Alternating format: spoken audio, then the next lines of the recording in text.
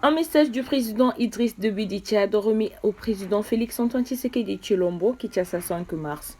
Le président de la République Félix-Antoine Tshisekedi Tshilombo a reçu en audience vendredi à la Cité de l'Union africaine M. Ami Abassidik, ministre tchadien des Affaires étrangères, porteur d'un message de son président Idriss Déby Itno. L'homme d'État tchadien, qui n'a pas relevé la teneur du message, a déclaré à la presse au sortir de l'audience qu'il a, à cette occasion, échangé avec le président Félix-Antoine Tshisekedi, président en exercice de l'Union africaine, sur des questions relatives à la paix dans la sous-région. Les relations entre les deux chefs d'État sont des relations fortes, étant donné que la RDC et le Tchad appartiennent à un même espace sous-régional, a encore dit le ministre tchadien, en ajoutant qu'entre Kinshasa et Djamena, il y a beaucoup de centres d'intérêt, notamment dans le domaine sécuritaire et économique. Pour l'émissaire du président Déby, les deux chefs d'État se concertent régulièrement pour examiner des questions sécuritaires dans la sous-région, notamment en République centrafricaine.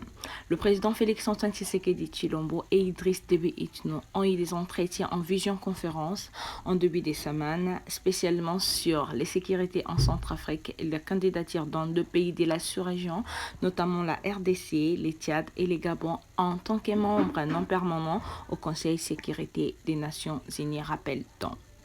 Source d'information, Abraham Lwakabwanga.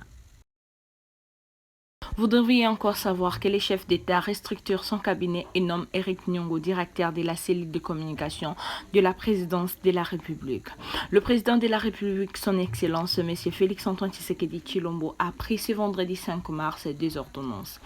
La première ordonnance porte l'organisation et le fonctionnement du cabinet du président de la République. Ce texte apporte un réaménagement des différents services de la présidence de la République. Parmi les changements figure la fusion des services de la presse présidentielle et celle de la communication.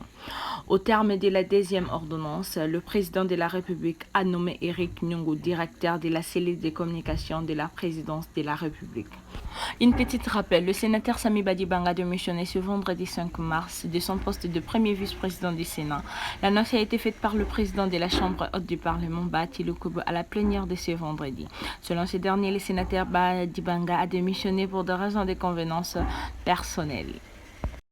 C'était Congo Richesse Télévision avec votre humble servante Wilfried O'Brien. N'hésitez pas de vous abonner et partager nos vidéos.